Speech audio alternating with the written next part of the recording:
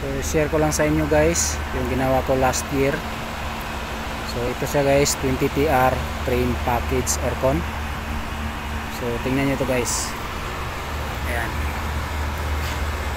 So in-oversize ko tong liquid line filter dryer nitong compressor na to dahil medyo maingay na yung mechanical niya sa loob.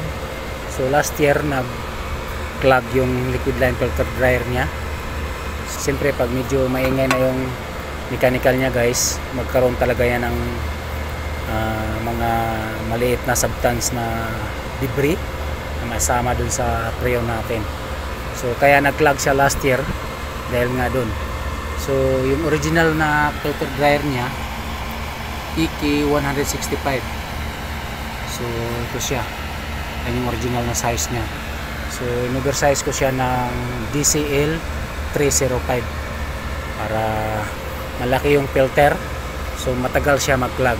So ngayon isang taon na mula nung pinalitan natin yan, mula nung in-oversize natin, so hindi na siya nag-clog.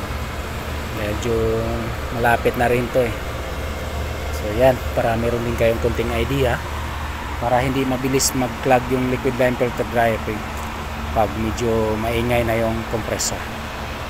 Yan.